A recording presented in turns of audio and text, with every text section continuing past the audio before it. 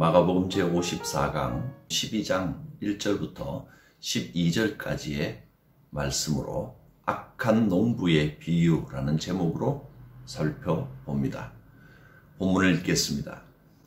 예수께서 비유로 그들에게 말씀하시되 한 사람이 포도원을 만들어 산 울타리로 두르고 즙 짜는 틀을 만들고 망대를 지어서 농부들에게 세로 주고 타국에 갔더니 때가 이르매 농부들에게 포도원 소출 얼마를 받으려고 한 종을 보내니 그들이 종을 잡아 심히 때리고 거저 보내었거늘 다시 다른 종을 보내니 그의 머리에 상처를 내고 능욕하였거늘 또 다른 종을 보내니 그들이 그를 죽이고 또 그 외 많은 종들도 더러는 때리고 더러는 죽인지라.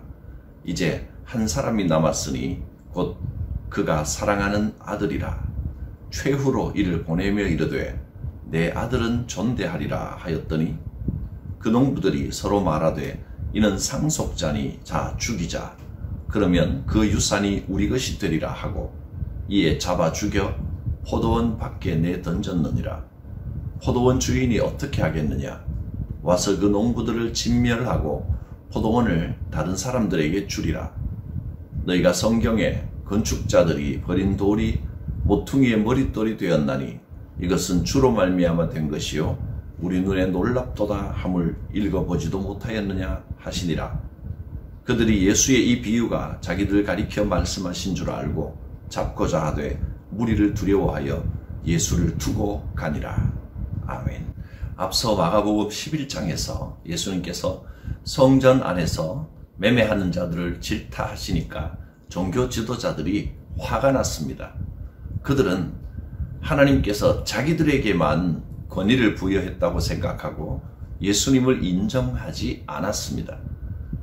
그래서 예수님께서는 자신의 권위가 하나님께로부터 온 것임을 가르치기 위해서 한 비유를 드셨습니다. 그것이 바로 이 악한 농부의 비유입니다. 한 주인이 아주 기름진 포도원을 일구었습니다. 그리고 주위에 담장을 치고 포도즙을 짤 구덩이를 파고 망대를 세웠습니다. 주인은 포도원을 위해서 더 이상 할 것이 없을 만큼 완벽한 환경을 만들었습니다. 그런 후에 농부들을 선별해서 그들에게 세를 주었습니다. 그리고 자기는 멀리 타국으로 떠났습니다. 그러면 농부들은 주인의 은혜를 감사하게 여기고 열심히 일해서 기쁨으로 수확을 하고 그 소출을 주인에게 바쳐야 됐습니다. 그 소출의 일부를 주인에게 드리는 것이 마땅합니다. 그래서 때가 되자 주인은 농부들에게 종을 보내서 포도원 그 밭에서 난 수확물의 세를 받으려고 했습니다. 그렇지만 농부들은 그 종을 때리고 빈손으로 그저 돌려보냈습니다. 주인은 다시 종을 보내고 또 종을 보냈지만 농부들은 계속해서 때리고 주인으로부터 온 종들을 심지어 죽이기까지 했습니다. 주인은 이 농부들의 악행을 어떻게 처리할까 생각하다가 내게 사랑하는 아들이 있는데 그 아들을 보내면 그래도 농부들이 그 아들은 존중하리라 기대하면서 그 아들을 보냈습니다. 그러나 농부들은 주인의 아들을 보자 서로 의논하면서 이 사람은 주인의 아들이고 상속자이다. 이 상속자를 죽여버리면 포도원이 우리 것이 될 것이다 하면서 주인의 아들을 잡아 죽여버렸습니다. 그리고 포도원 밖으로 던져버렸습니다.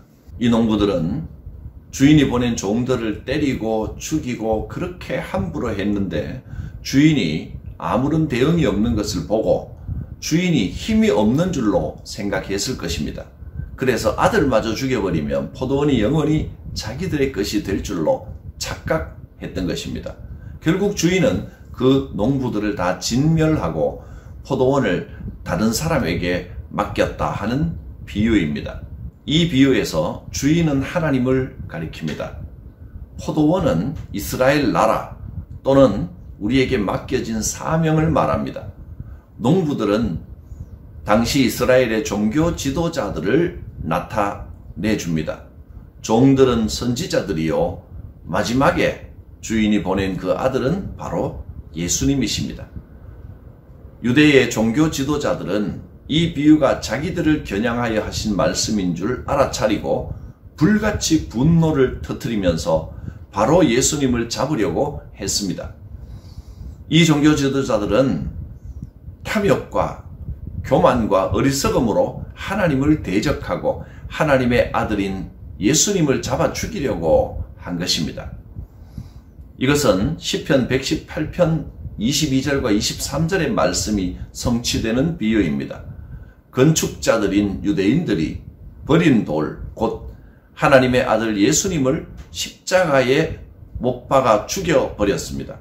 그러자 하나님께서 그를 모퉁이의 머릿돌, 곧 거룩한 교회의 기초가 되게 하셨다 하는 말씀입니다.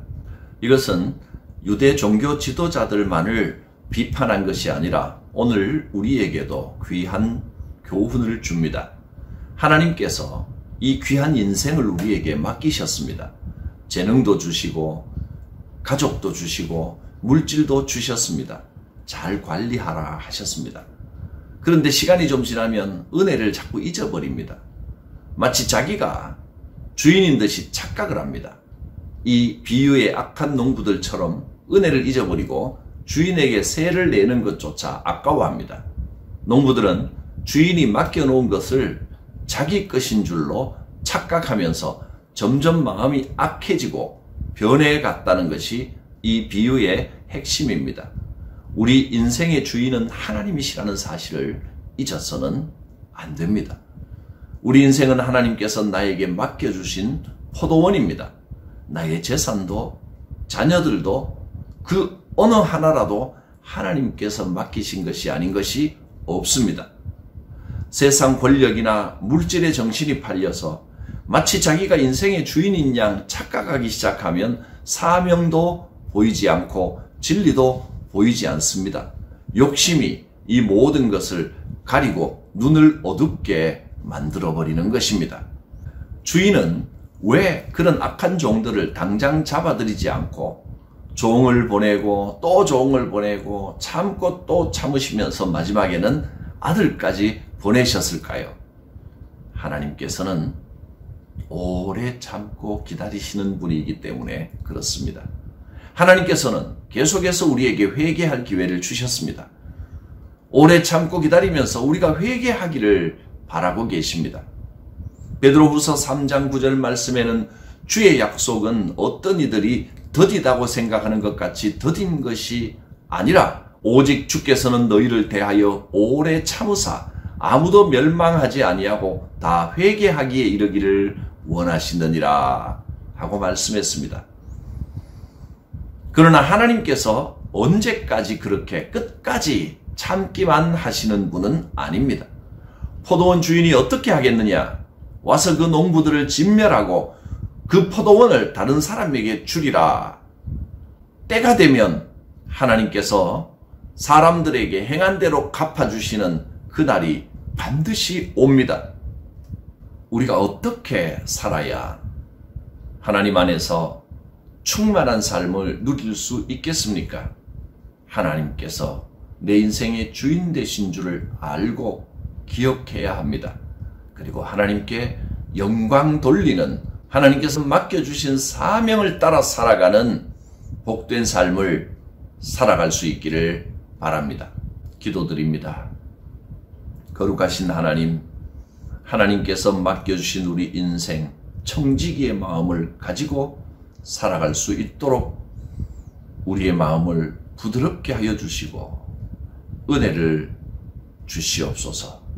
주님의 사명을 따라 살아가며 인생의 참된 의미와 보람과 충만한 기쁨을 누리며 살아가는 복된 삶이 되게 하여 주옵소서. 주의 은혜 안에서 겸손하게 주님과 동행하며 하나님의 나라를 누리는 삶이 되게 하여 주시옵소서. 예수님의 이름으로 기도드립니다. 아멘.